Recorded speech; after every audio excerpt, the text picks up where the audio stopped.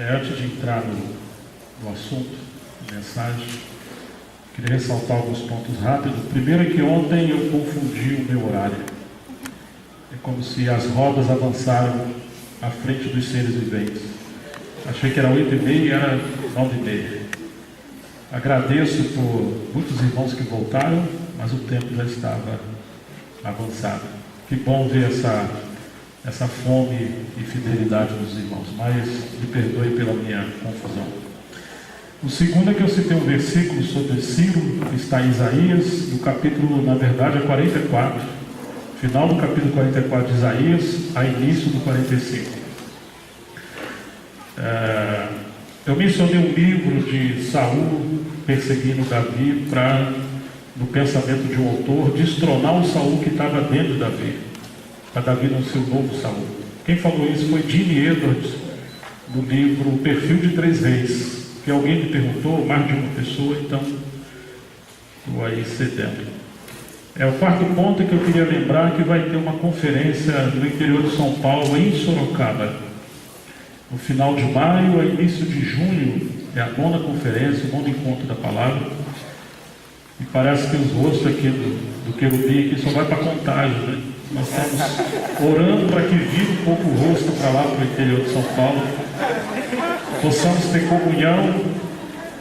Quem sabe os varões que as varoas estão orando estão por lá, ou vice-versa.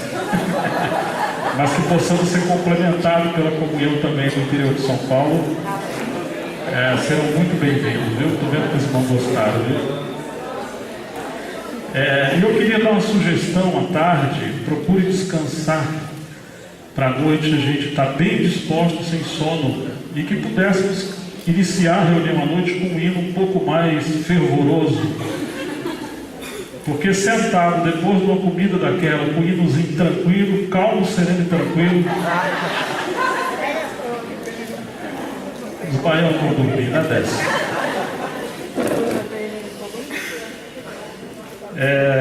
Alguns irmãos me escreveram pedindo o lançamento do irmão Stephen Call. Eu trouxe alguns livros, não consegui trazer muito, viemos de avião, e esse material está lá atrás. Estou só avisando eu não lembro exatamente todos os irmãos que pediram, mas foram poucos irmãos, então está cumprido o meu dever. Ok, vamos abrir no livro de Ezequiel, o capítulo 8 inicialmente.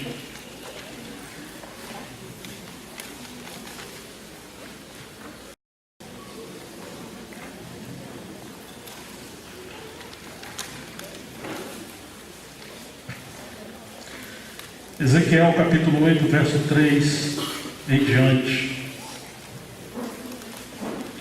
E estendeu a forma de uma mão e tomou-me pelos cabelos da minha cabeça, e o Espírito me levantou entre a terra e o céu. Muito interessante notar que em Ezequiel está sempre transitando os 4 seres viventes ou as mãos do Senhor com o seu profeta entre a terra e o céu. Ezequiel capítulo 8, verso 3.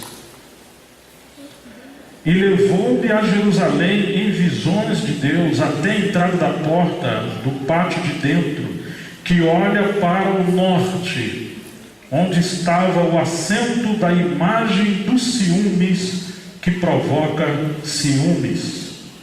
E eis a glória do Deus de Israel estava ali, conforme o aspecto que eu tinha visto no vale.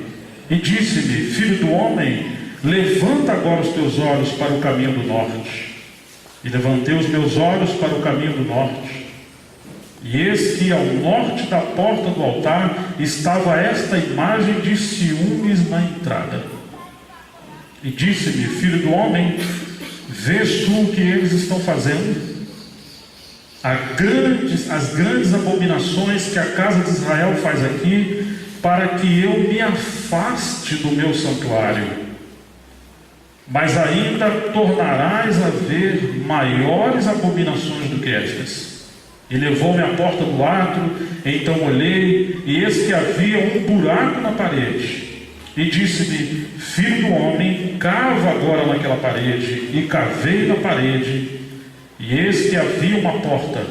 Então me disse: entra e vê as malignas abominações que eles fazem aqui. E entrei e olhei, e eis que toda forma de répteis e animais abomináveis e de todos os ídolos da casa de Israel estavam pintados na parede em todo o redor. Estavam em pé diante deles 70 homens dos anciãos da casa de Israel, e Jaazanias, filho de Safã, em pé no meio deles, e cada um tinha na mão o seu incensário, e subiu uma espessa nuvem de incenso. Então me disse: viste, filho do homem, o que os anciãos da casa de Israel fizeram nas trevas, cada um as suas câmeras pintadas de imagens? Pois dizem: o Senhor não nos vê, o Senhor abandonou a terra. Verso 18: por isso também eu os tratarei com furor, o meu olho não poupará, nem terei piedade, ainda que me gritem aos ouvidos com grande voz, contudo não os ouvirei. Ezequiel capítulo 10,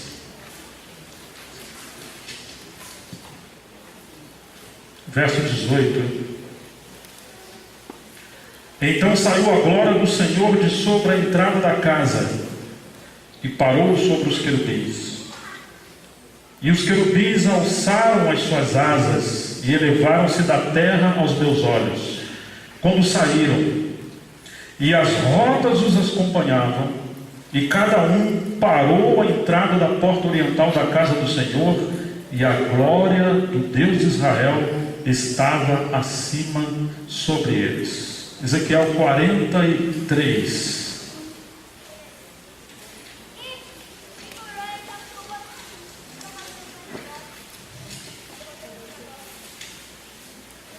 A partir do versículo 1 ao 5. Então me levou à porta que olha para o caminho do Oriente, e eis que a glória do Deus de Israel vinha do caminho do Oriente, e a sua voz era como a voz de muitas águas, e a terra resplandeceu por causa da sua glória. E o aspecto da visão que tive era como o da visão que eu tivera quando vim destruir a cidade. E eram as visões como a visão que tive junto ao rio Quebar, e caí sobre o meu rosto. E a glória do Senhor entrou na casa pelo caminho da porta, cuja face está para o lado do Oriente. E levantou-me o Espírito, ele me levou ao átrio interior, e eis que a glória do Senhor encheu a casa. Evangelho de João, capítulo 1.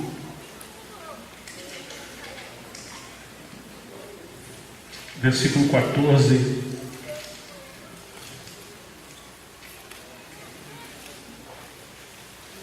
E o Verbo se fez carne e habitou entre nós, vimos a sua glória, como a glória do unigênito do Pai, cheio de graça e de verdade. Versículo 51. Capítulo 1 de João, verso 51.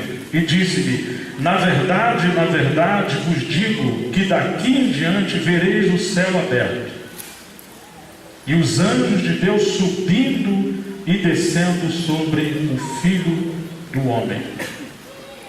E o último versículo, 2 aos Coríntios, capítulo 4, versículo 6.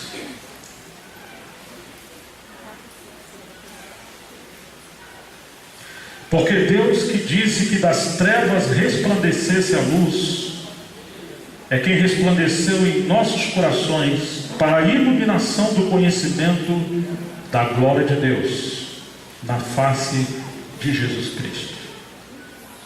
Vamos orar. Pai, no nome de Jesus Cristo, como nós carecemos do agir do Senhor, do mover do Senhor nesse dia, nós te louvamos porque o Senhor já tem falado conosco nessa manhã. assim como o Senhor falou conosco durante todo o dia ontem. E sabemos que o seu falar é acerca do seu Filho sobre todas as coisas. Nós pedimos que o Senhor nos abra os olhos mais uma vez, porque apesar de todas as coisas, de toda a riqueza da diversidade na tua palavra, oramos para que tudo isso seja visto em Cristo e possamos ver Cristo em todas as coisas.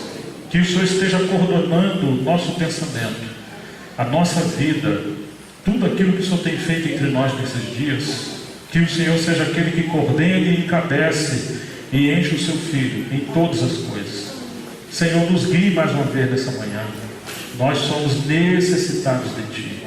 Que a Tua unção seja conosco, para que o Teu Filho seja glorificado. Em nome de Jesus, para a Tua glória, em nome de Jesus.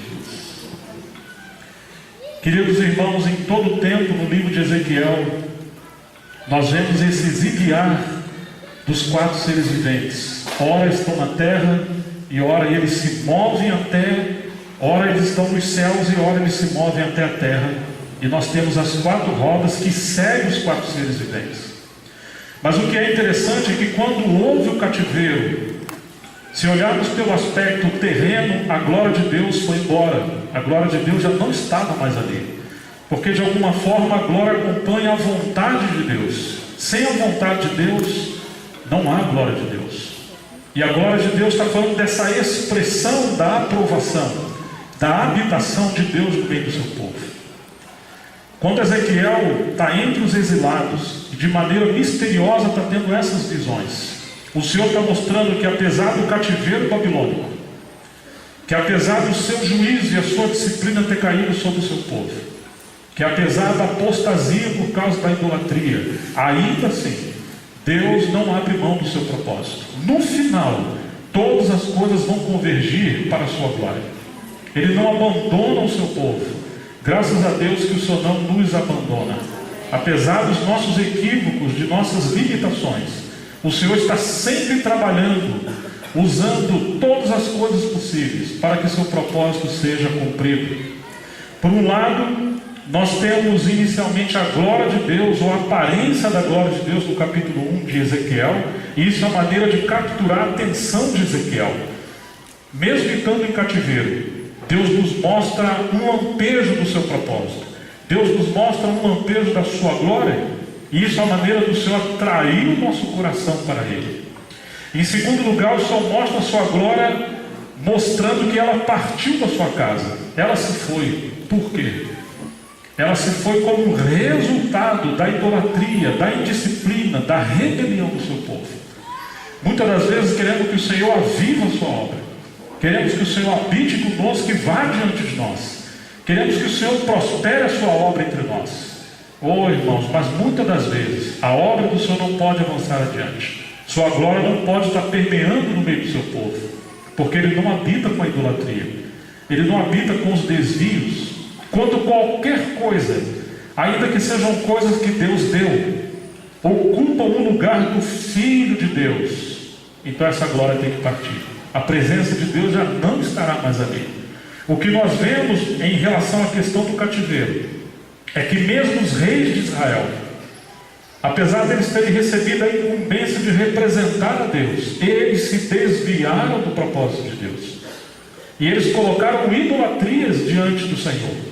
Aquela porta do Oriente por onde a glória de Deus deveria entrar, havia uma imagem que aqui Ezequiel está chamando de imagem de ciúme.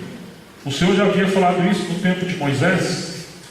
Nada realmente poderia ser feito como imagem de função que tomasse o lugar da aparência do Senhor. A glória do Senhor jamais pode ser coordenada. A glória do Senhor jamais poderá ser imitada. Nada poderia tomar o lugar do Senhor. Quando aquela porta que representa a porta do governo de Deus, a porta da entrada da glória de Deus, ali nessa porta havia idolatrias, então a glória de Deus se foi. Irmãos, quantos ídolos o Senhor mostrou a Ezequiel? Ele manda Ezequiel olhar por um furo para dentro da sua casa, e lá muitas imagens foram feitas nas paredes. Você tem pelo menos ali 70 anciãos, e esses 70 anciãos representam o ministério da casa do Senhor. Você se lembra quando Moisés, certa vez, estava diante de toda aquela população de Israel. Jetro, seu seu sogro viu. E ele ficou admirado porque Moisés iria sucumbir. Ele não poderia julgar toda a questão da casa de Israel, do povo hebreu do passado. Então ele dá conselho que Moisés pudesse separar anciãos e ele pudesse repartir as suas cargas. As causas maiores, então, Moisés poderia ajudar a julgar, mas as demais coisas deveriam ser repartidas pelos anciãos. Mais adiante Moisés vai falar que não apenas pelo que Jetro falou, mas Moisés pergunta: por acaso fui eu que pari esse povo? Fui eu que dei à luz esse povo? Por que tamanho peso, tamanho encargo sobre meus ombros com esse povo? Então ele vai falar isso com Deus, que está pesado com ele. O Senhor manda ele separar pelo menos 70 anciãos, homens que estavam preparados para serem supervisores na casa do Senhor. Eles já estavam ali. Moisés deveria separá-los, e então o Senhor ia repartir da unção de Moisés sobre esses anciãos. E o número 70 ali representa, digamos, uma complementação, que à medida que a demanda da casa do Senhor aumenta, o número de irmãos que servem no ministério também deve se multiplicar. Moisés então repartiu, e nós temos ali os 70 anciãos. Nós também nos lembramos quando Jesus envia os seus discípulos. No começo ele envia de 2 em 2, os 12, depois ele envia 70 anciãos.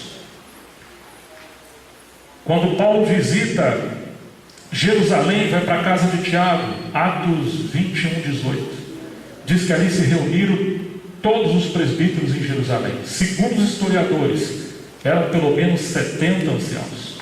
Ou seja, por várias vezes a Bíblia fala de 70, representando a questão do governo, do ministério da casa do Senhor. E esses 70 representam, assim, homens que Deus chamou para representar o seu ministério. É um número que deve suprir todas as necessidades em relação à revelação, o encargo, a liderança do Senhor no meio do seu povo. Mas quando você olha o livro de Ezequiel, esse capítulo 8 de Ezequiel, no verso 11, diz: estavam em pé diante dele 70 homens dos anciãos da casa de Israel. E mais adiante diz: em pé no meio deles, e cada um tinha na mão o seu incensário, e subia espessa nuvem de incenso. Então o Senhor fala a Ezequiel: você está vendo, filho do homem, verso 12, o que os anciãos da casa de Israel fizeram nas trevas?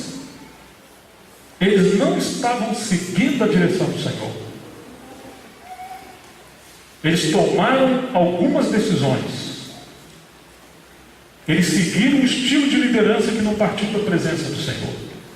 Oh, irmãos, e quando o Senhor vê isso, ele fica indignado, porque ali estavam aquelas imagens de ídolos, e vários tipos de imagens nas paredes. Aquelas paredes da casa, por um lado, representam as paredes do nosso coração, e também representa aquelas imagens que nós constituímos de maneira como um paradigma mental.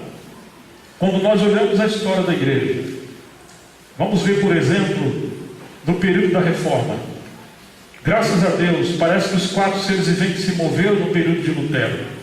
Lutero foi um profeta da parte do Senhor. O Senhor abriu seus olhos para ver a questão da justificação pela fé, e quanta luz e verdade havia ali. Lá no período de 1500, Lutero foi levantado como um grande homem. Mas o que aconteceu, irmãos? Aconteceu que o povo do Senhor colocou Lutero no lugar do Filho de Deus. E aí surgiu um movimento chamado luterano. Depois nós temos o avanço da obra do Senhor por Calvino, um grande reformador, um mestre na palavra do Senhor, de tamanha importância. Mas o que aconteceu?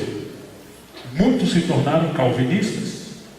E hoje as pessoas perguntam para nós: vocês são calvinistas ou arminianos?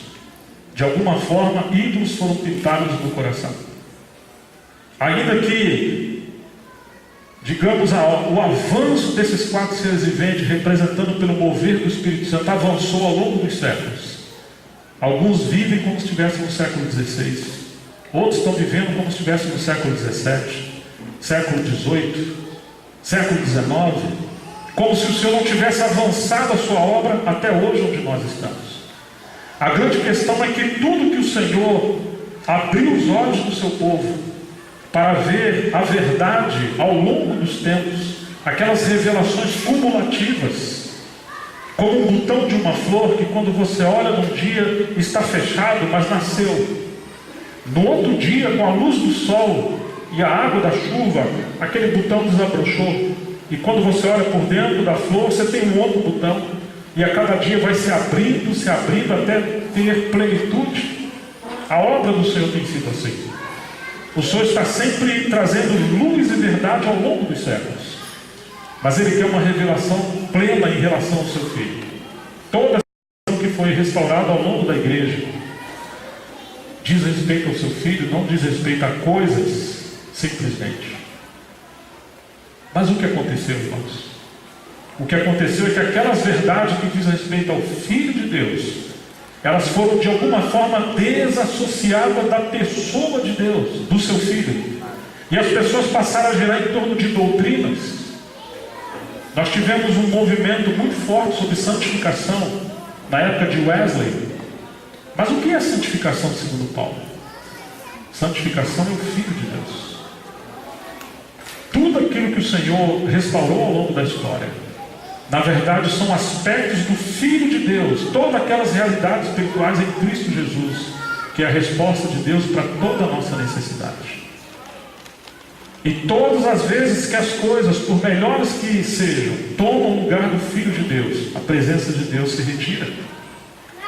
Por isso que quando Paulo fala sobre o mistério da vontade de Deus, no capítulo 1 do livro de Efésios, ele diz que o mistério da sua vontade é congregar todas as coisas em Cristo, recapitular todas as coisas em Cristo. Que Cristo seja cabeça e Senhor de todas as coisas que procedem de Deus.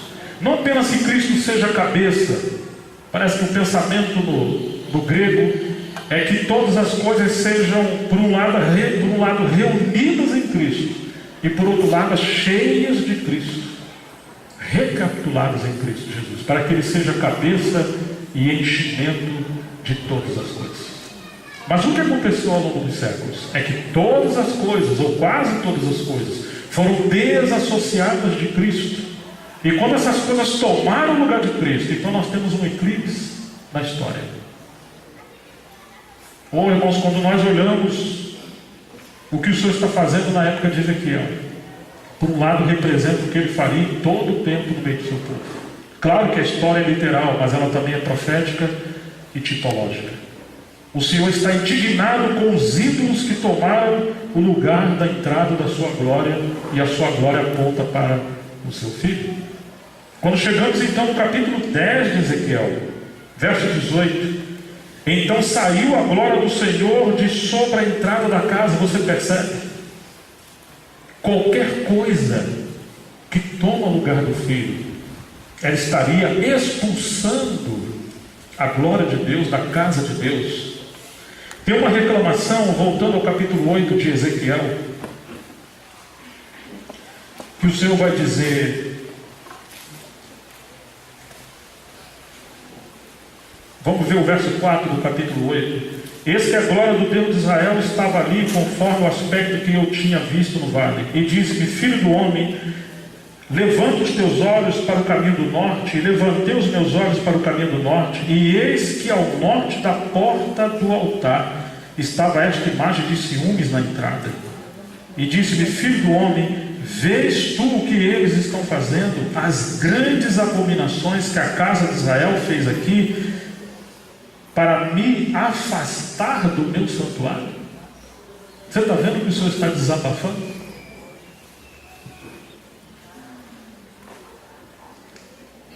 Ou seja, irmãos, essa porta do Oriente fala da entrada da glória de Deus. Por um lado, é algo daquele tempo, mas por outro lado, aponta para a vinda do Messias. E também aponta para a segunda vinda do Messias. Ele vem pela porta do Oriente, da casa do Senhor. Graças ao Senhor, nesses dias, o Senhor tem usado o nosso irmão Meg com tanta graça e foco, precisão, em relação à volta do Senhor, a necessidade de seguirmos o Senhor e estarmos preparados para a sua vinda. Eu me recordo que há uns 30 anos atrás, estando com um ancião, um irmão que servia no ministério há muitos anos, e ele me falou aquele período: Gerson, é muito estranho, Mas se tem algo que as pessoas não estão pregando hoje, é sobre a volta do Senhor. Parece que essa porta da entrada, por onde a presença de Deus vem para atrair o seu povo para esse espírito de arrebatamento, ou seja, de estarmos vivendo cada vez mais menos preso a essa terra, as coisas dessa terra, tendo como se não tivesse, porque aguardamos a volta do Senhor. Parece que essas coisas estão cada vez mais distantes. Então louvamos o Senhor por aquilo que o Senhor tem falado conosco através do nosso irmão nesse dia, de seguir o Senhor e de estarmos aprovados para a sua vida.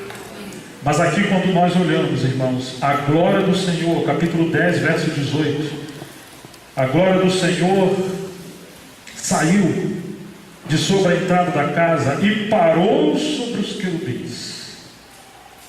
E os querubins alçaram as suas asas e se elevaram da terra aos meus olhos. E quando saíram, e as rodas os acompanhavam. Oh, irmãos, que sejamos esse povo como essas rodas, que à medida que o Senhor avança o seu mover em torno da pessoa do seu Filho, que Ele encontre em nós esse coração que responda, que diga sim à vontade do Senhor, que estejamos dispostos a tirar todos os nossos postes ídolos, que infelizmente às vezes penetram em nosso coração. E como eu falava na quarta-feira, a questão de uma consciência coletiva do senhorio do nosso Senhor, nos encabeçando como corpo para poder nos governar e nos dirigir.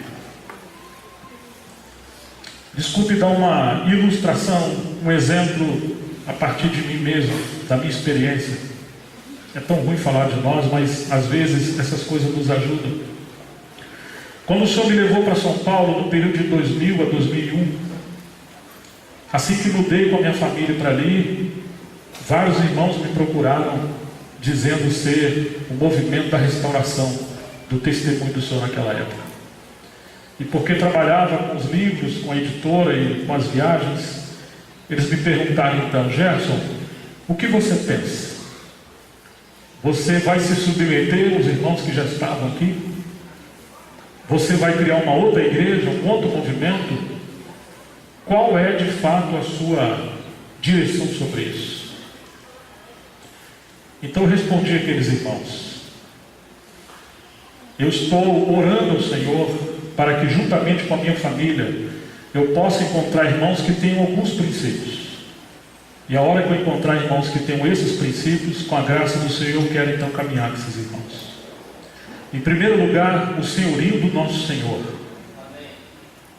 Não estou interessado em me unir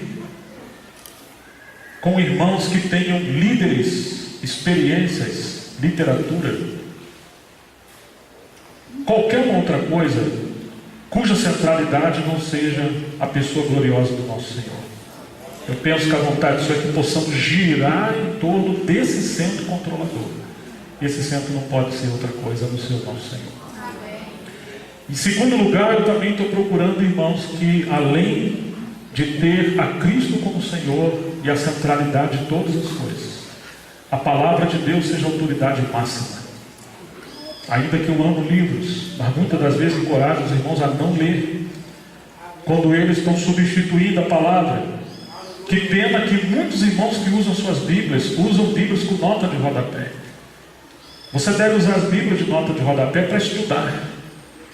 Mas infelizmente as pessoas já não estão lendo mais a Bíblia, estão lendo os comentários daqueles que comentaram a Bíblia. E isso se torna os oráculos de Deus e não exatamente a palavra infalível de Deus. Eu receio, falava a esses irmãos, que muitos hoje não se submetam, não sigam a palavra de Deus, mas sigam, digamos, a literatura. Quanto alimento estão substituindo a palavra do Senhor?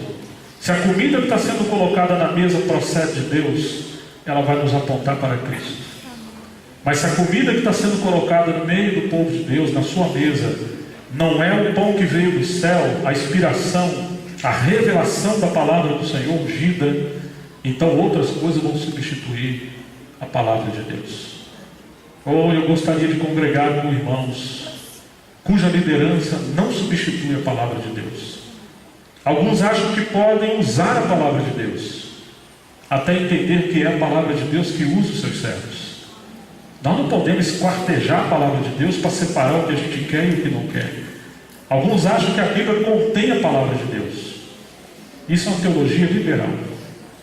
Então passa a separar alguns olhos, vamos dizer assim, e cegar a outros. Quantas vezes as pessoas falam que coisas foram para aquela época? Se você pegar, por exemplo, na história, vai dizer que a carta de Tiago, por exemplo, era como palha. Por quê? Porque Tiago diz que o justo também é salvo pelas obras. E Paulo diz que é pela fé mediante a graça do nosso Senhor. Parece que Paulo está olhando para a natureza da salvação, da graça de Deus em Cristo. E Tiago está olhando para o resultado daqueles que já são salvos. Uma vez que você tem a graça e a salvação, a vida do Senhor, então você pratica pela graça de Deus as obras, como disse Paulo em Efésios 2, que Deus preordenou para que andássemos nelas. Não tem contradição. A questão é que temos olhos por dentro e olhos por fora. Mas as pessoas confundem as coisas, e quando isso acontece, então substituem o que a palavra diz com as suas opiniões. Em terceiro lugar, eu falava aqueles irmãos, eu também quero caminhar com irmãos que incluam todo o povo de Deus. Não apenas que receba os membros do corpo de Cristo, mas que também receba aquilo que o Espírito Santo deu a esses irmãos. Muitas das vezes nós incluímos ou somos incluídos na comunhão, mas achamos que essa comunhão é nossa. Então nós temos o direito, como se fôssemos cabeça do corpo de Cristo, de reduzir as pessoas, de manipular as pessoas, mas nem Cristo faz isso. Queremos receber os membros do corpo, mas sem o que eles têm, a menos que eles sejam novamente discipulados, se possível até batizados por nós. Falei, isso não é inclusividade, isso é exclusividade.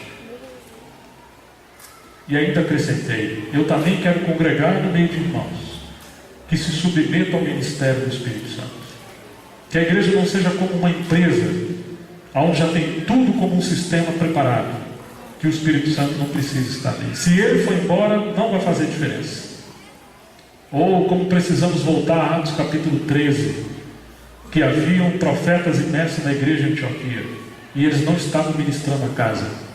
Eles estavam diante do Senhor, como aquelas 4 rodas. Eles estavam diante do Senhor, querendo achar o mover do Senhor, a direção clara do Espírito Santo. E enquanto eles ministravam ao Senhor e não a casa, disse o Espírito Santo: separaram agora a Saulo e a Barnabé para a obra que os tem chamado. Se nós não tivermos esses 4 princípios, falava a esses irmãos, se eu não encontrar isso, irmãos, como eu vou caminhar? Eu posso até visitar, e eu não estou dividindo, mas não posso colocar os meus ombros para cooperar e servir, onde Cristo foi substituído. As opiniões humanas estão sendo substituída a palavra de Deus. Aonde os filhos de Deus estão sendo menosprezados e excluídos. E aonde é o homem que está liderando, e não o ministério do Espírito Santo. E, infelizmente eu não pude caminhar com esses irmãos. Alguns se tornaram até meus colegas e, em pequena escala, amigos. Alguns até choraram depois de que, infelizmente, eles não tinham esses 4 princípios. Irmãos, quando nós olhamos no livro de Ezequiel, parece que também são essas coisas que o Senhor está falando conosco. A glória de Deus não pode habitar numa casa onde a porta do Oriente tenha um poste ídolos, homens, opiniões, experiências, misticismos. Quantas coisas estão substituindo a Cristo nosso Senhor? E quantas das vezes o povo de Deus está dividido, não por causa dessa centralidade em Cristo, mas está dividido por causa dessas coisas que se tornaram fundamentais para o povo de Deus caminhar junto. E essas coisas não são fundamentais. Quando temos riqueza de diversidade, também temos correção, também temos complementação, também temos proteção. Na história da igreja se levantaram movimentos, pós-movimentos da parte do Senhor, mas quando eles se isolaram em si mesmos, caíram em extremos. E Deus teve que, como que, mostrar outra face de querubins, para corrigir aquele mover que estava ali. Às vezes nós queremos alguns olhos, ou alguns dons, alguns aspectos de luz da palavra do Senhor, mas nós não queremos todos os olhos por dentro e por fora. Mas o Senhor é um Deus tão rico, Ele não espera que tenhamos unidade com diversidade. Possamos cegar todos os olhos e ter um olho só de um homem ver. Ele não quer apenas uma face da sua palavra e da sua obra.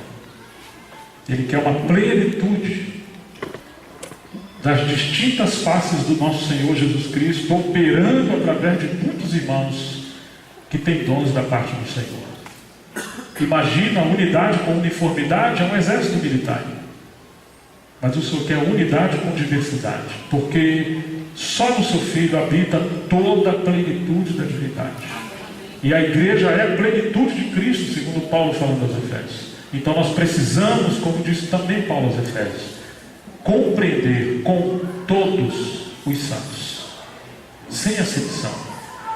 Irmãos, como o Senhor quer encontrar um testemunho nesses dias, aonde nenhum dos seus filhos e nenhuma daquelas verdades que Ele tem restauradas sejam desprezadas. Então, quando nós olhamos o livro de Ezequiel, nós encontramos então esse aspecto, capítulo 10, 19: e os querubins alçaram as suas asas e se elevaram da terra aos meus olhos, quando saíram, e as rodas os acompanhavam, e cada um parou à entrada da porta oriental da casa do Senhor, e a glória do Deus de Israel estava em cima sobre eles. Você pode ver os querubins, as rodas, a glória de Deus e a porta oriental. A porta oriental fala da entrada prioritária do Senhor entre nós. O Senhor falou: eu sou a porta. Jesus falou isso em João 10. Quando nós encontramos aqueles muros de Jerusalém, na edificação de Neemias, você vai encontrar a porta do Oriente que ele restaurou. Essa porta não pode estar fechada se de fato queremos caminhar como testemunho do Senhor. A primeira porta em Neemias capítulo 3 que é restaurada é a porta das ovelhas. E o Senhor falou em João 10: eu sou a porta das ovelhas. Todos nós precisamos nos lembrar que somos ovelhas. Que prejuízo quando aqueles que servem na liderança esquecem que são ovelhas, e agora eles têm um grave problema de submissão, de ouvir o outro, de ser complementado e às vezes até corrigido, porque esquecem que são ovelhas. Mas essa porta só pode passar quem tem espírito do cordeiro, espírito de ovelha. A primeira porta que Neemias restaura no capítulo 3 é a porta das ovelhas. Só pode haver comunhão a partir de Cristo. Se outra coisa toma o lugar de Cristo, como vamos ter comunhão? Nós podemos pensar muitas coisas diferentes, mas essas coisas não podem ser a base da comunhão e do companheirismo para servir o Senhor. Se outras coisas tomam o lugar de Cristo, nós perdemos o terreno da obra do Senhor. Estamos voltando para a Babilônia. A primeira porta que Neemias restaura é a porta das ovelhas. A última está falando dessa porta que aponta para o serviço na casa do Senhor. A porta dos anciãos, onde são as coisas julgadas. Mas os irmãos vão ver que depois dessa última porta, a 10ª, dos anciãos, é interessante que a gente acha que a liderança vem primeiro. E em Neemias nós aprendemos que elas vêm em último lugar. Que muitos de nós não ambicionemos ser líderes, mas sim servos, semelhantes a Jesus. Possamos desejar ser como o Senhor. Depois que essas 10 portas são restauradas, mais uma vez Neemias, usado pelo Espírito Santo, menciona uma porta novamente, porta das ovelhas, para nos lembrar que nós somos ovelhas. Ali você tem a porta oriental e você tem a porta das ovelhas 2 vezes no capítulo 10. Irmãos, e o Senhor está mostrando essas coisas para nós, que no tempo que nós vivemos, Ele deseja que isso seja visto à luz da palavra, à luz do Espírito Santo. Então chegamos ao capítulo 43, verso 1: e me levou a porta que olha para o caminho do Oriente. E eis que a glória do Senhor Deus de Israel vinha do caminho do Oriente, e a sua voz era como a voz de muitas águas, e a terra resplandeceu por causa da sua glória. E o aspecto da visão que tive era como o da visão que eu tivera quando vim destruir a cidade. E eram as visões como a visão que tive junto ao rio Quebar, e caí sobre o meu rosto. E a glória do Senhor entrou na casa pelo caminho da porta, cuja face está para o lado do Oriente. E levantou meu espírito, e levou-me ao átrio interior, e eis que a glória do Senhor encheu a casa. Oh, amados, ainda que a glória do Senhor tinha ido embora no período do cativeiro, mas Ele está mostrando e profetizando que essa glória vai voltar. Mas qual é a condição para essa glória voltar? A presença do Senhor voltar no meio do seu povo. Essa presença do Senhor vem pelo caminho do Oriente. Então tem que se pavimentar o caminho para que a presença do Senhor volte. Disse João que quando o Espírito do Senhor fosse derramado, ele viesse, ele daria testemunho do Senhor. Ele ensinaria todas as coisas a respeito do Senhor. Ele me glorificará, ou seja, o ministério do Espírito Santo não é centralizar o homem, não é sequer colocar os dons em evidência. O ministério do Espírito Santo, como esses 4 seres viventes, é girar todas as coisas para que a glória de Deus volte a habitar e a presença de Deus encher a casa do Senhor. Como discernir se estamos debaixo do ministério do Espírito Santo? É que o ministério do Espírito Santo não tem um fim em si mesmo. O ministério do Espírito Santo foi nos dado para que Cristo seja levantado, centralizado, e todos nós possamos conhecê-lo e ouvir dele. Se qualquer coisa que se faz em nome do Espírito Santo, em nome desses dons, mas que ofusca a visão de Cristo e toma o lugar de Cristo, isso é um sinal que isso é um falso espírito. Às vezes tem dons, mas esses dons estão desassociados da pessoa do Senhor, e isso é um grave problema, isso é um grave equívoco. Quando nós olhamos a história dos avivamentos, alguns avivamentos na história da igreja, por um momento a presença do Senhor veio e usou os servos do Senhor precioso. Houve um avivamento tremendo, mas de alguma forma o inimigo começou a colocar coisas aparentemente muito boas, e coisas que começaram a roubar a centralidade do Senhor. Gradativamente a presença de Deus foi embora. E o que temos depois? Infelizmente, em muitos lugares tivemos misticismo. Outros espíritos passaram a operar. Alguns que enfatizaram a questão pentecostal se tornaram neopentecostais.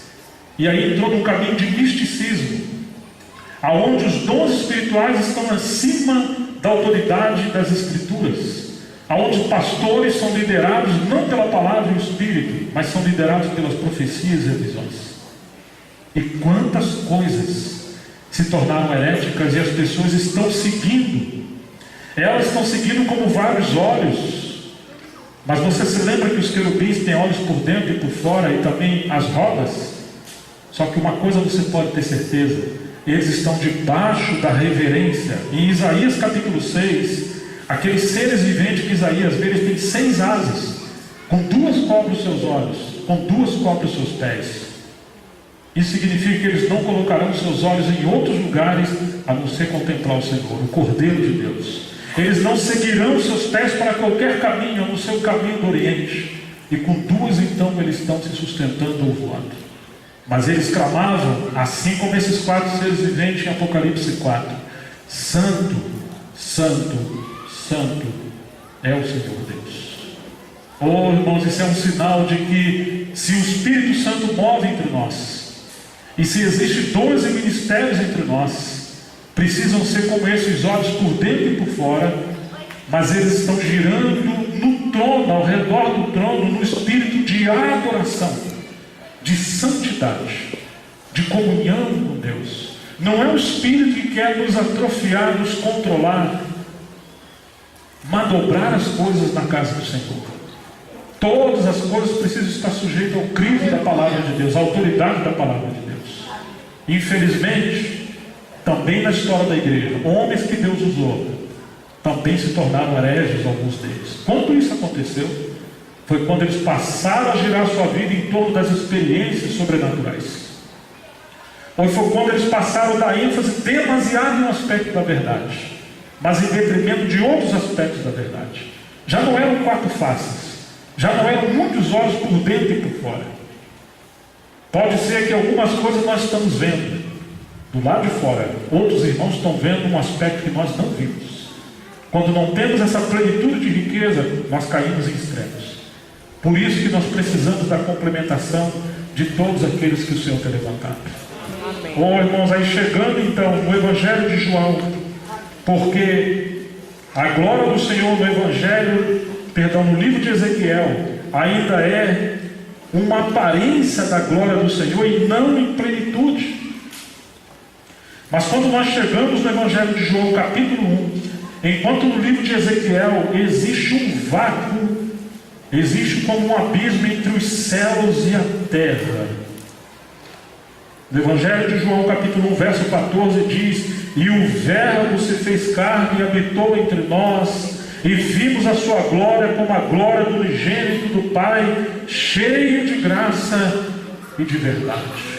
Louvado seja o nome do Senhor, irmãos. Agora o próprio Deus, o Filho de Deus, se fez carne, e agora nós vimos com clareza a sua glória, a glória de Deus vindo na face do nosso Senhor. Ele é de fato a expressão da glória de Deus. Quando chegamos no verso 51, e disse-lhe Jesus: na verdade vos digo, que daqui em diante vereis o céu aberto, como aconteceu no livro de Ezequiel, e os anjos de Deus. Você se lembra que Ezequiel está vendo os anjos de Deus, aqueles quatro seres viventes, e aqui está dizendo subindo e descendo, zigue-zagueando. Como? Onde? Em torno de quê? Sobre o Filho do Homem. Oh, irmãos, agora nós podemos ver com clareza que o que o Senhor estava fazendo no livro de Ezequiel apontava para a encarnação do Filho de Deus, apontava para essa glória que viria do caminho do norte, apontava para esse movimento de ligar os céus com a terra. Até então, em Ezequiel, os céus e a terra estavam separados. Mas quando nós chegamos no Filho de Deus, ele como que uma mão segura os céus e com a outra mão segura a terra. E agora nós temos a presença de Deus voltando a habitar entre os homens na pessoa do nosso Senhor Jesus Cristo. Agora, se houver movimentação de anjos, e no Novo Testamento tem várias vezes, tudo isso diz respeito a Cristo, como aquela escada de Jacó, do capítulo 28 de Gênesis, aonde os anjos subiam e desciam, e aquela escada ligava os céus com a terra. Paulo vai dizer que a igreja é a coluna e firmeza da verdade, que liga os céus com a terra. Mas na verdade não se separa Cristo da igreja. A igreja é a coluna e baluarte da verdade, enquanto Cristo estiver aí como cabeça, centralidade, realidade espiritual. Oh, amados irmãos, então nós encontramos agora esse testemunho do Senhor na terra, e o Senhor nos atraindo para voltar a todas as nossas atenções, todos os olhos, todos os dons, todas as experiências, todos os aspectos que nós compreendemos na verdade do Senhor, todos os servos que Deus usou, todos os servos que Deus usa, tudo aquilo que Ele conquistou ao longo da história, todas essas coisas só têm sentido se elas forem encabeçadas, cheias e girarem em torno do senhorio do nosso Senhor Jesus Cristo. Fora isso, irmãos, é voltar para a Babilônia.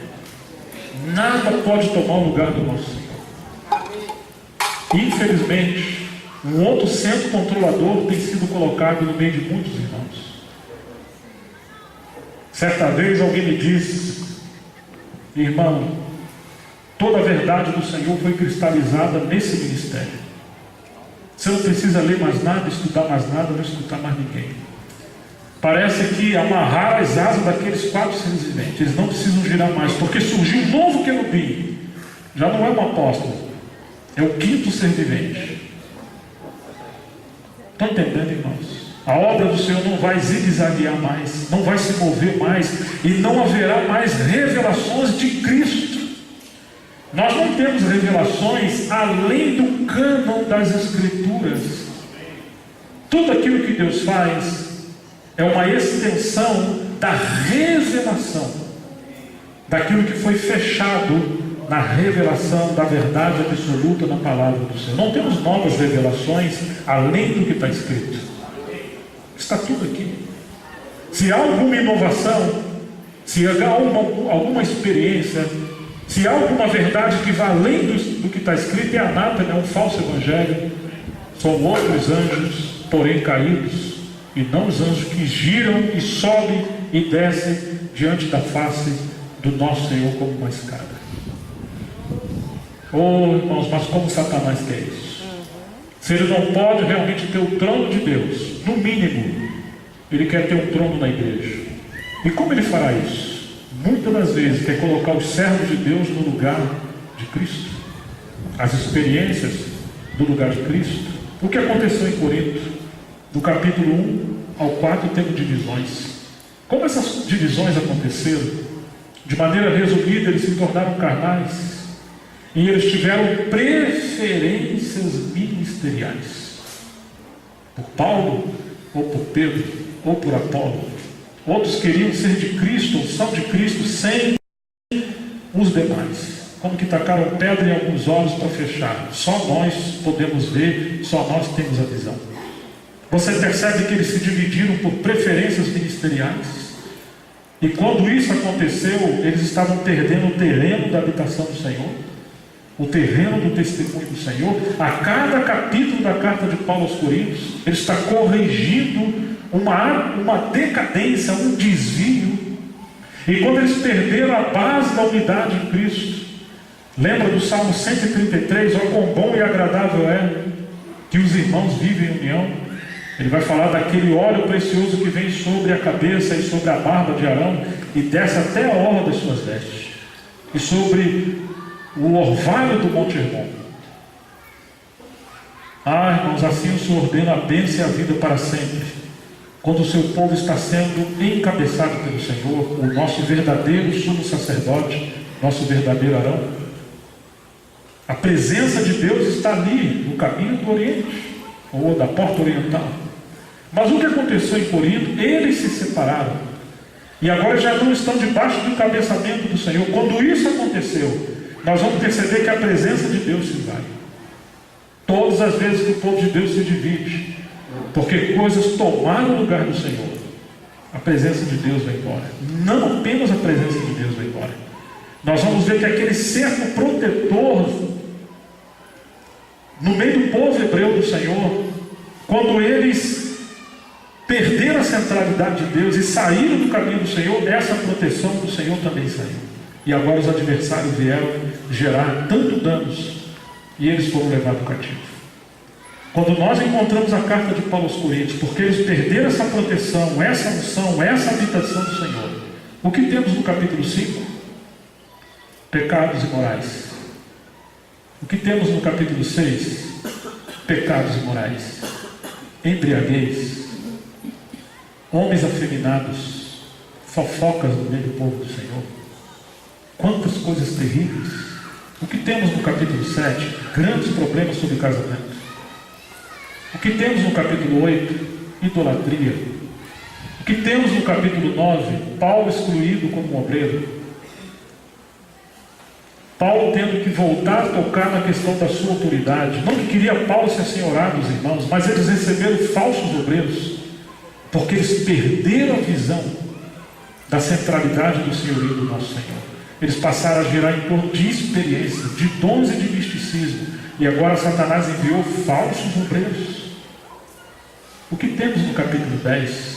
Paulo está relembrando toda a história lá do povo na época de Moisés, que eles foram batizados na nuvem e em Moisés. Eles comeram do maná. Deus operou grandes coisas entre eles na peregrinação do deserto.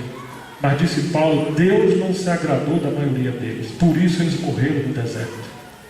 E disse Paulo que essas coisas foram escritas para nós, ao qual chegamos ao fim dos tempos, para não cometermos as mesmas más obras. Ele está em pé, olhe para que não caia. Por que, irmãos? Porque eles ouviram a palavra naquela época sem a fé. Eles reclamaram e murmuraram do Senhor. Eles viram muito mais os gigantes na terra de Canaã, deram vazão aos espias e enfatizaram os aspectos negativos daquele período. Eles não valorizaram o senhorio do Senhor, eles feriram a glória de Israel, e quando isso aconteceu, eles morreram no deserto. Agora Paulo está contando essa história para eles, para os fazer lembrar que nós não podemos ser como aquela geração que se moveu não em torno do Senhor, mas em torno dos ídolos do seu coração, porque eles voltaram ao Egito para seguir os desejos das paredes do seu coração. Tinha pepino no seu coração, tinha cebola, tinha quantas coisas do Egito no seu coração. Oh, irmãos, chegamos no capítulo 11 da carta de Paulo aos Coríntios. Ele louva que eles tinham guardado as tradições como eles aprenderam, mas ele diz, eu quero que vocês saibais, Deus é o cabeça de Cristo, Cristo é o cabeça de todo varão, o varão a cabeça da mulher. Em outras palavras, vocês estão guardando as tradições, mas perderam a realidade. Virou uma religiosidade. Alguns queriam exercitar os seus dons sem a disciplina do Espírito Santo. Era uma igreja sem santidade, sem disciplina moral, sem disciplina doutrinária. Como vamos servir o Senhor nessa situação? Como se estivesse em Babilônia. Irmãos, caráter vem antes de dons. Eles tinham muitos dons, mas faltava-lhes caráter. E esse tem sido um problema muito sério. Os serviços não nasceram da comunhão, eles foram chamados para a comunhão em nosso Senhor Jesus Cristo.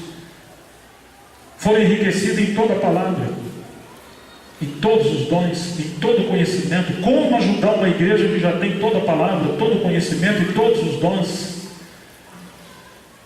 Muitos obreiros passaram por ali. Se mais obreiros passarem por ali e ainda tiver esse ídolo de preferências ministeriais no coração, vão levantar novos postes ídolos. Se trouxerem mais conhecimento, Paulo disse, o conhecimento incha, o amor edifica. Eles vão ficar mais inchados e soberbos. Como ajudar, irmãos? Então nós temos a segunda carta de Paulo. E aí Paulo vai falar em 2 Coríntios, capítulo 4, o verso 6.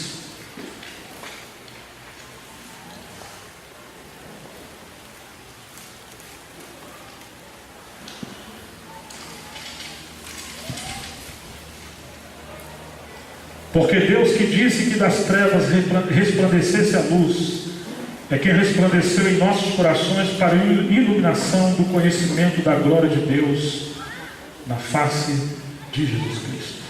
Todo o conhecimento de Deus, ele resplandece nos corações, mas é para a iluminação do conhecimento, não de coisas elevadas, não de coisas transcendentais, não de coisas extraordinárias, mas do conhecimento da glória de Deus na face de Jesus Cristo. Tudo que Deus fez e faz está na face do nosso Senhor. Havendo Deus outrora falado aos pais de muitas formas, de muitas maneiras, falou-lhe nos últimos tempos, no Filho, pelo Filho.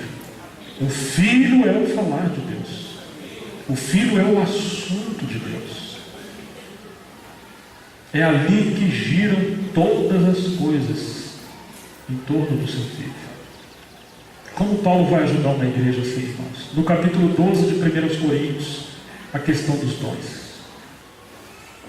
Muito interessante que, embora a nossa versão fale acerca dos dons espirituais, no capítulo 12, verso 1, a Jesper Luz diz que o pensamento no grego é acerca dos influenciados espiritualmente ou pelo Espírito, ou pelos Espíritos. Quais ou qual Espírito estão ou está influenciando as nossas vidas, acerca daqueles que são influenciados espiritualmente. Os coríntios eram influenciados espiritualmente. Mas qual espírito está influenciando os irmãos de Corinto? Você percebe que o que acontece hoje muitas das vezes é como aconteceu na igreja de Corinto. Uma variedade de dons transcendentais, carismáticos também, não apenas os dons da graça, mas muitas das vezes com muitos danos como ferramenta nas mãos de crianças. O problema não está na ferramenta. Deus nos deu ferramentas.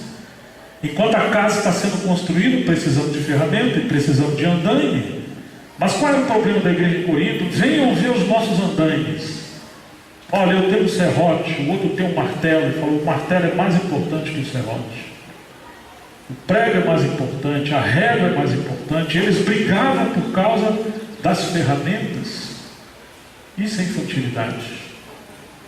Mas à medida que a casa vai sendo edificada para a habitação da família, quando os amigos vêm ver, eles querem ver a casa edificada e a graça na família dentro da casa, não as ferramentas. Qual é o problema de Corinto, irmãos? É que as ferramentas foram colocadas no lugar da casa de Deus e da vontade de Deus. Então esse é o capítulo 12. No 13, por fim, Paulo ressalta a questão do amor, que deve regular todas as coisas. E agora ele fala, seguir o amor ou a caridade e procurar com zelo os dons espirituais. Não siga os dons espirituais, siga o amor. O amor tudo sofre, tudo suporta, tudo crê, não se infama, não se porta indecentemente, não se aspera, não se exalta, não critica. Os irmãos não seguiram o amor. E é claro que o amor aqui é Cristo, a expressão de Cristo. Deus nos deu dons, mas se os dons não forem regulados pelo amor e influenciados pelo Espírito Santo, dirigido pelo Espírito Santo, vai gerar orgulho. E nós vamos usar o martelo para rachar, ou pelo menos martelar a cabeça dos irmãos. Mas não é isso que o Senhor quer de nós. Infelizmente, em muitos lugares, o inimigo tem inflamado os corações com orgulho. E agora as pessoas lutam uns com os outros, se opondo, usando os seus dons. Que coisa feia, quando irmãos criticam outros irmãos, usam o conhecimento que tem da palavra para provar que ele está mais correto do que o outro. É claro que as heresias têm que ser combatidas, mas pode ser que os irmãos estão vendo um aspecto da palavra, um aspecto da experiência que nós não vemos. Certa vez eu ia viajar para o Rio de Janeiro, isso foi, eu acredito que 97, por aí, 98, e eu estava trabalhando numa literatura até tarde, e aí eu estava cansado, já ia sair para viajar, e perguntei ao Senhor, Senhor, o Senhor me quer assim mesmo? Não me deixe estar num ativismo espiritual, mas que eu siga o frescor do Senhor para servir. Mas o Senhor me quer assim mesmo? Estou tão corrido. Ninguém ouviu essa oração. Eu orei quietinho ali e viajei. Cheguei no Rio de Janeiro. Quando eu cheguei no local da reunião, uma irmã que não sabe ler, morava numa favela, uma irmã de cor, uma senhora de muita oração, uma serva de Deus, me agarrou pelo braço, me chamou pelo canto, falou, irmão, você perguntou ao Senhor se o Senhor te quer assim, servindo a si mesmo. E eu vi você trabalhando com um livro, e o Senhor colocou no meu coração para te falar, eu ainda te quero assim mesmo. Você é jovem, tem força. Chegará um tempo que eu vou te aliviar, mas ainda assim você vai trabalhar. Irmãos, eu fiquei assustado. Parece que isso foi o olho que apareceu ali. Não sou um irmão que ressalta, digamos, o neopentecostalismo, os dons, mas eu também não ignoro os dons espirituais. Tudo tem um equilíbrio. Quando o Senhor quer fazer, Ele faz. Outra vez eu viajando, eu estava muito triste. Viajando com o irmão mais velho, teve algumas coisas que a gente passou a não pensar igual. E eu pensei em deixar de viajar e deixar aquele irmão seguir sozinho para eu não prejudicar o ministério dele. E eu me recolhi no meu cantinho e servi de outra maneira. Cheguei no Rio de Janeiro, numa reunião de oração na casa dessa irmã, me chamou no cantinho de novo, falou: meu pai, eu vi você em crise com um ancião, e eu vi ele deitado, descansando com os cabelos brancos. O Senhor mandou falar para você, você siga ele, o Senhor, né? Faça o seu trabalho e deixe o seu irmão, porque ele deu tudo o que ele pôde dar. O que você quer que ele corrija, a sua vida seja mensagem. Faça você, seja um exemplo. Eu fiquei ouvindo aquilo, eu falei: irmão, e como sinal de que essa palavra de Deus, você vai atravessar a fronteira para um outro país? Eu falei: não, agora foi profetada, né? Eu não tenho viagem marcada, não preparei nada, ninguém viaja para outro país assim, da noite para o dia. Ela falou: em uma semana você vai viajar. Eu falei: oh, meu Deus, vai examinar tudo e reter o que é bom e não desprezar as profecias. Eu guardei no coração. O irmão Dino chegou no Rio de Janeiro, e numa hora ele falou: irmão, me acompanha até o Paraguai, eu estou com um encargo lá e estou sem um companheiro. E rapidamente se organizou a questão da viagem, e com uma semana eu estava dentro do Paraguai. E aí eu me lembrei do que essa irmã falou, então eu escrevi um cartão postal e enviei para o correio para ela. Eu não morava mais no Rio de Janeiro.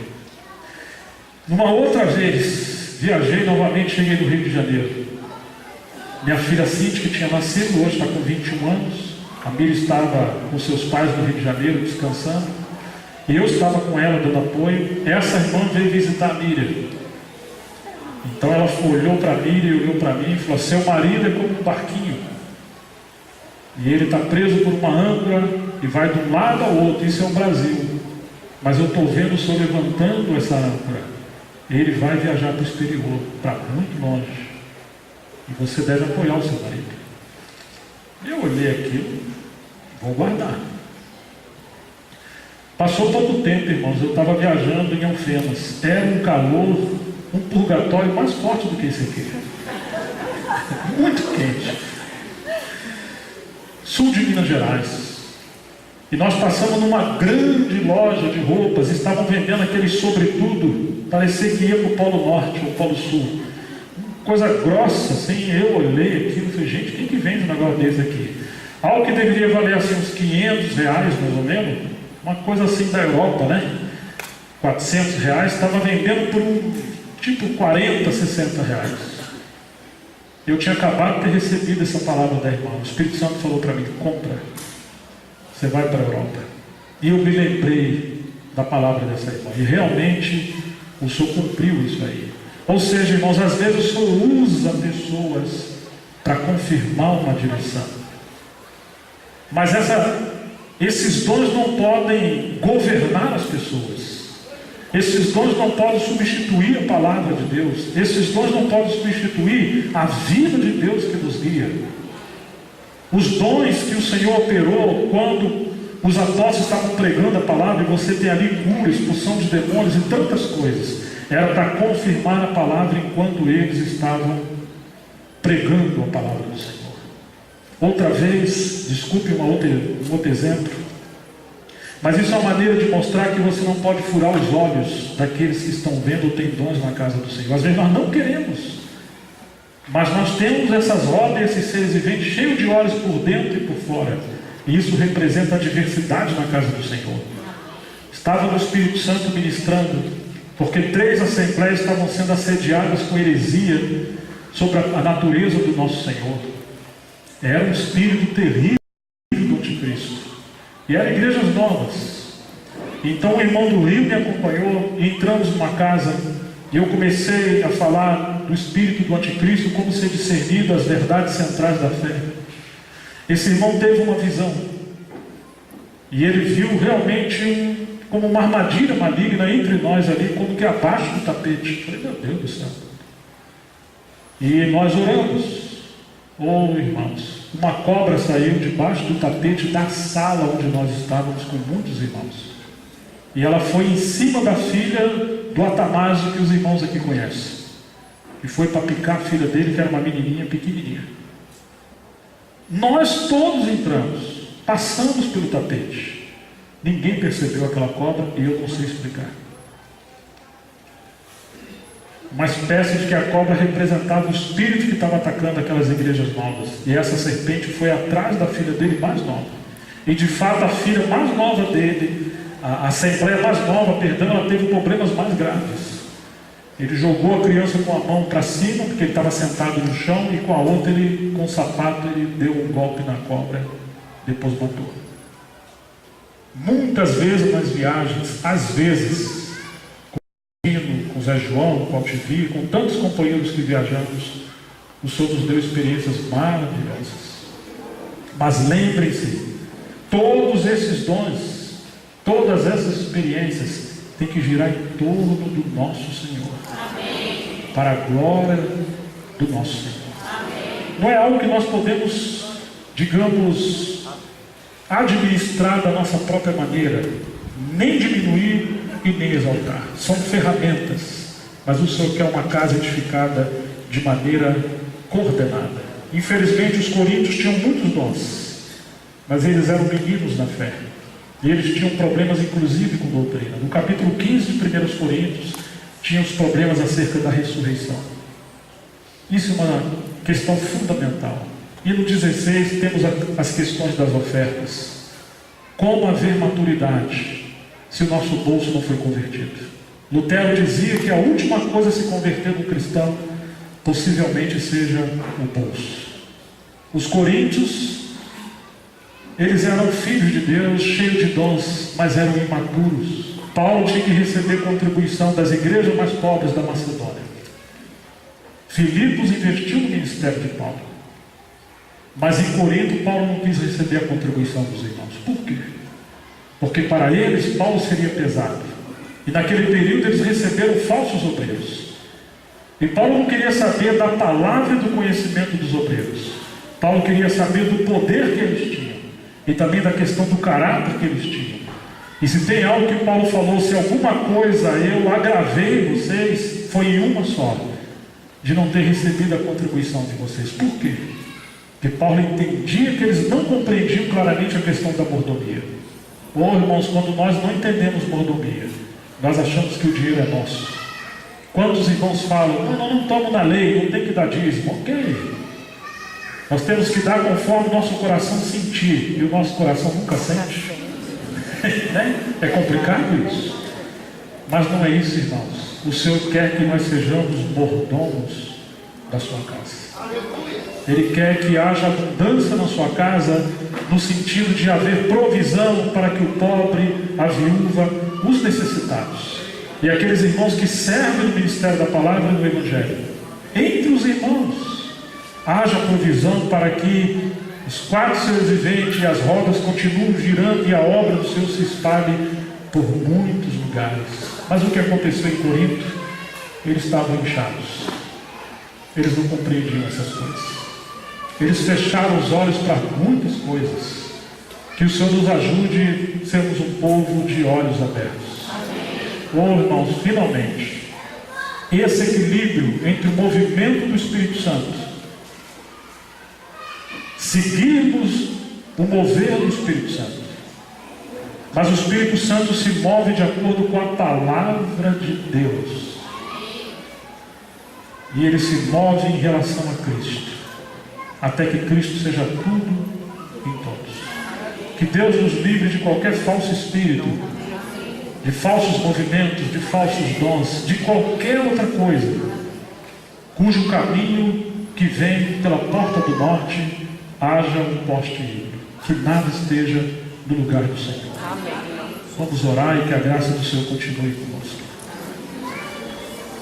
Pai, em nome de Jesus Cristo, nós rogamos o Senhor nessa manhã, entregando nossas vidas a Ti. Queremos Te dar graças porque o Senhor tem usado de misericórdia e falado conosco. Guarda-nos, Senhor. Limpa-nos. Abre os nossos olhos para vermos mais claramente o propósito do Senhor nesses dias em relação a Cristo. Como o Senhor está se movendo e o que o Senhor está enfatizando nesses dias. Aquilo que é presente da Tua verdade entre nós. E sabemos que o Senhor está nos chamando a atentar para a segunda vinda do nosso Senhor. Ajuda-nos a estar preparados e adornados.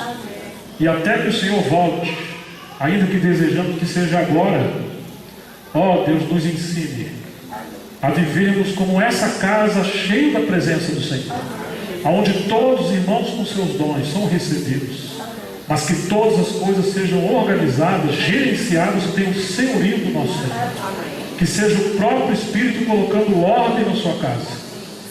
Ó Deus, e esses anciãos, ajude os irmãos que servem a não ter nenhuma imagem nas paredes do seu coração. Livra-nos de vaidade espiritual. Livra-nos de representar a nós mesmos, mas que nós sejamos bons mordomos, ao ponto de que a comida que venhamos servir na mesa seja somente a pessoa do nosso Senhor. Tudo aquilo que diz respeito a Cristo, sua pessoa, sua obra e as suas palavras. Nós entregamos todas as coisas em tuas mãos. Em nome de Jesus, para a tua glória. Amém. Amém.